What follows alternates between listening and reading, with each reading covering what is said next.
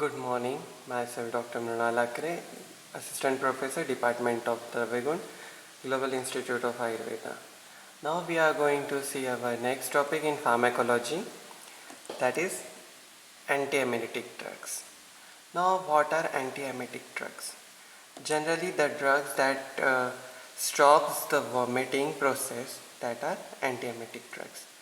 Now all the antiemetic drugs, emesis, first we have to know before antiemetic drugs what is emesis and how it is caused. Generally vomiting or emesis occurs due to the stimulation of vomiting centers that are present in medulla oblongata. Multiple pathways are there that elicits vomiting. There is a vast physiology is there behind the process of vomiting. Generally the vomiting causes due to hyperacidity or due to any by seeing any scene which is not it is very irritative scene. So now first, what are emetic drugs? These drugs are generally used to stop the vomiting. Generally they are categorized into two categories. First are that they act on CTZ and another act reflexly and on CTZ. Vomiting need to be induced only when an undesirable substance like poison or has been ingested. Powdered mustard suspension or strong salt solution may be used in emergencies. Generally in olden days for household uses, when there was having food poisoning cases, at that time vomiting was induced with strong saline solutions. Now we will see drugs that act on to stop the emetics. First, apomorphine. Now apomorphine, it is a semi-synthetic derivative of morphine which act as an dopaminergic agonist on central CTZ.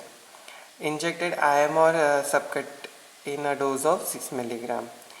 It induced vomiting. It should not be used in respiration, depression and inherent respiratory and CNS depressant action. Oral use of apomorphine is not recommended because emetic dose is larger, slow to act and rather inconsistent in action. Apomorphine has a therapeutic effect in Parkinsonism, but it is not used due to side effect. Next is ipecacuanha. It is a reflexly and action drug which acts on CTZ. The dried root of Syphilis ipecacuanha contains emetic and is used as syrup Epicac. In adult 15 to 30 mg and in children 10 to 15 mg and in infant 5 ml for inducing vomiting. It is less dependable than parenteral apomorphine. Generally in Ayurveda we also see many drugs that causes emetics like Madanphal, Ikshvaku, Devdali, Krutavedhan, Dhamarga.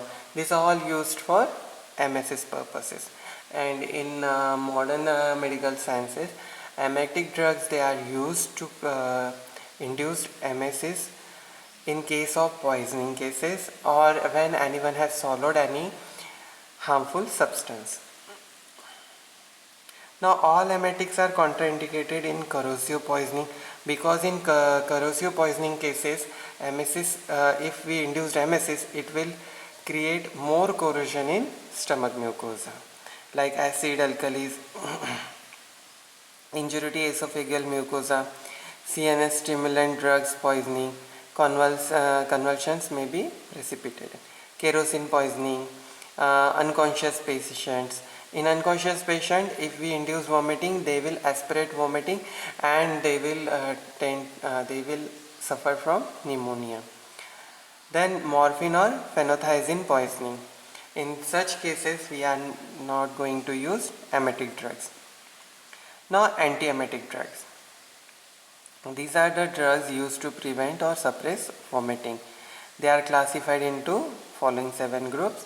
That is anticholinergic drug that acts on cholinergic, and H1 antihistaminic, then neuroleptics, chlorpromazine, prokinetic drugs, 5-HT3 antagonist, NK1 receptor antagonist, and adjuvant drugs. Now we will see drugs one by one.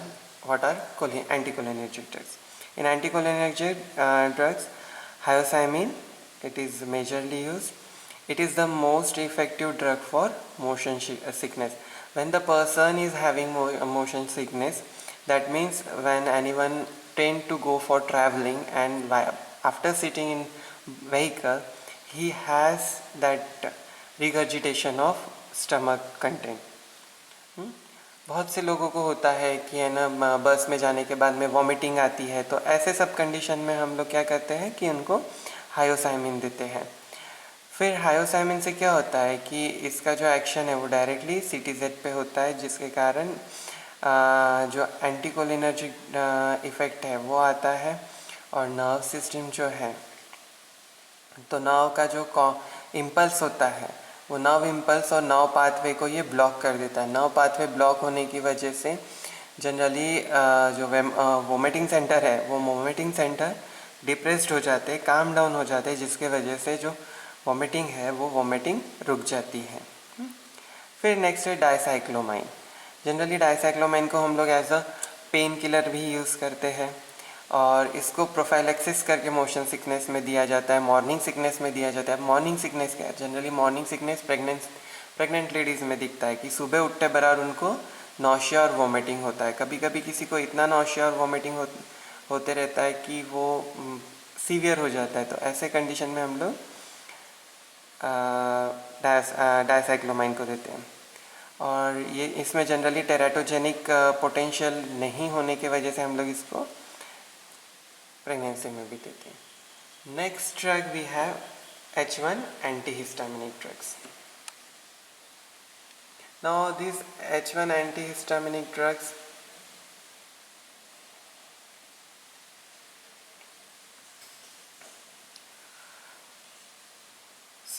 antihistaminic drugs, they are used for an allergic purpose, but some are antiemetic also.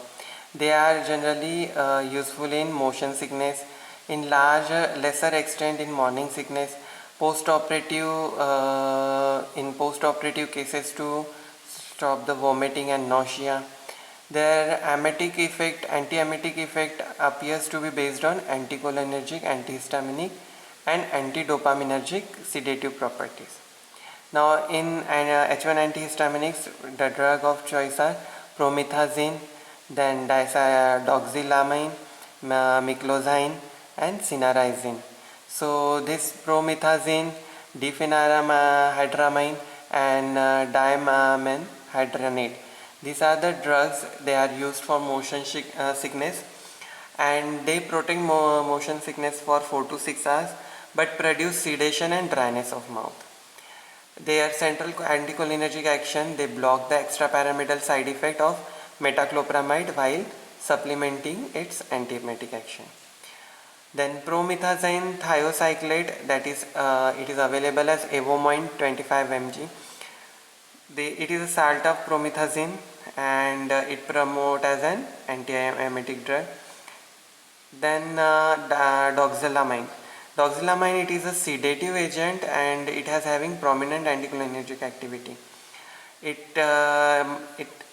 In market it is available with combination of pyridoxine, oral absorption. Its plasma half-life is 10 hours. And its side effects are dryness of mouth, drowsiness, vertigo, and abdominal upset. Meclozine. It is less sedative, longer acting, and protect against seasickness. Now meclozine generally, if any person is traveling in sea by ships and all, so at that time we give meclozine. Cinnarizine. Cinnarizine is an anti-vertigo drug having anti-motion sickness property. It probably acts in inhibiting influx of calcium from endolymph and into vestibular sensory cells and labyrinth reflexes. Now next drugs are neuroleptic drugs. The neuroleptic drugs like phenothiazines, haloperidol, they are potent antiemetic drugs. They block dopamine receptor, D2 receptor in CTZ, antagonizing apomorphine induced vomiting, and have additional anti-muscarinic as well as antihistaminic property also. It has having broad spectrum against antiemetic action. The drug induced post-operative nausea and vomiting, in that cases we give it. Diseases induced vomiting, gastroenteritis, uremia, liver diseases, migraine, in such condition we can use these neuroleptic drugs. Malignancy associated with cancer, chemotherapy, induced vomiting, in these cases also we used it. Then in radiation sickness vomiting and morning sickness, we can't use this as because it causes hyperemesis gravidum. Neuroleptic as are less effective in motion sickness. Prochlorperazine.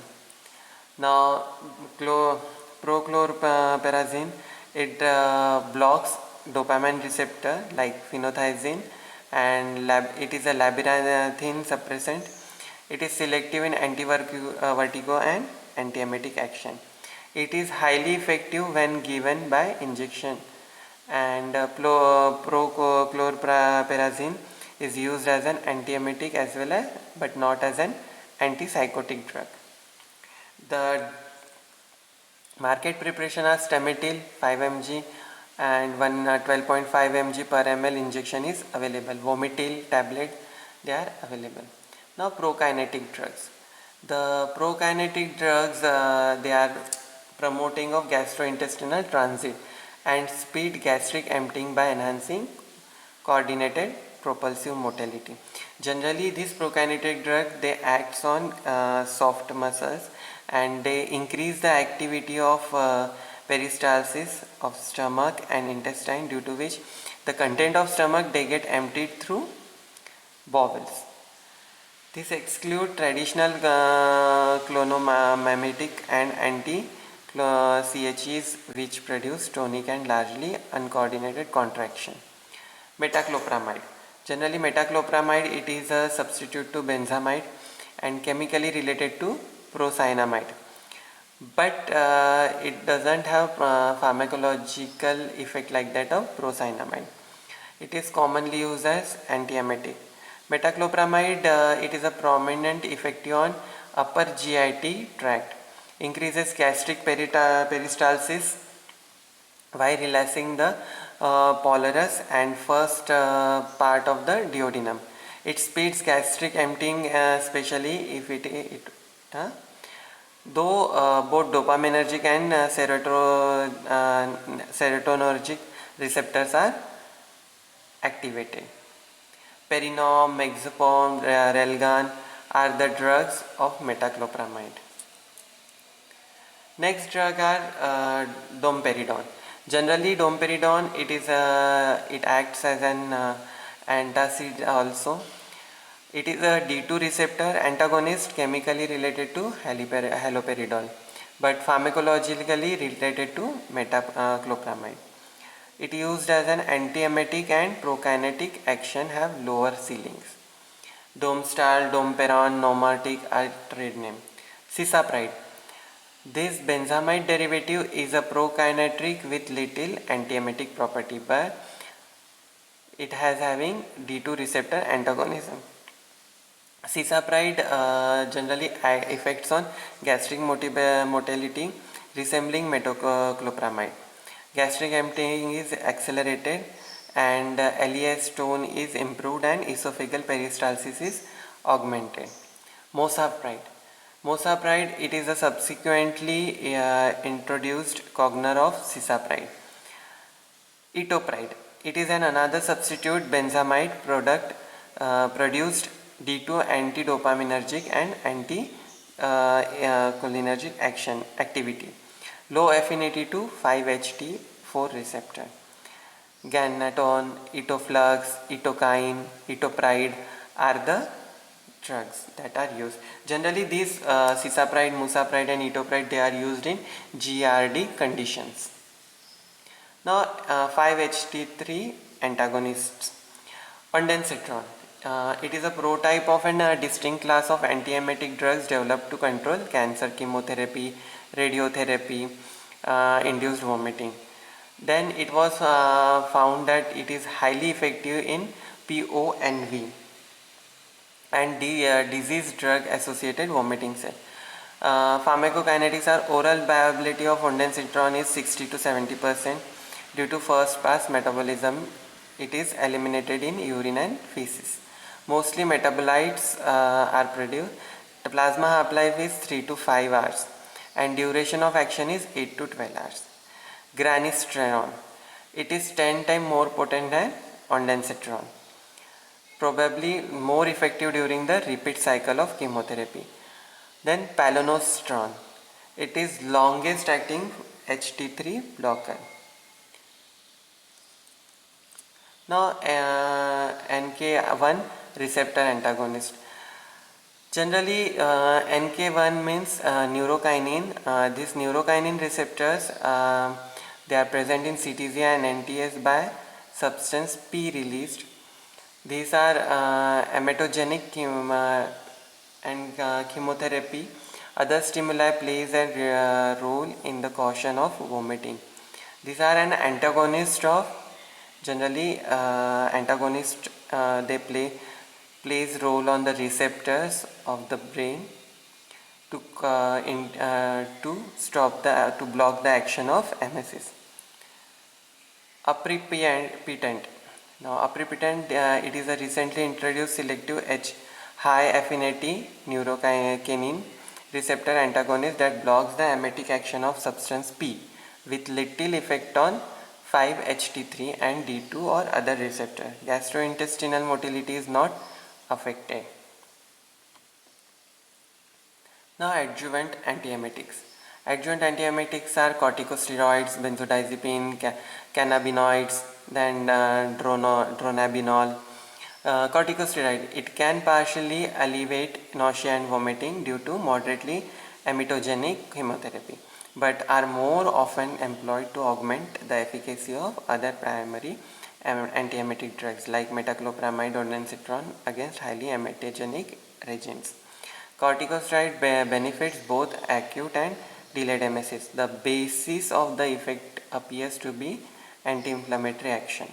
Benzodiazepines have weak antiemetic property, but they are based on sedative action.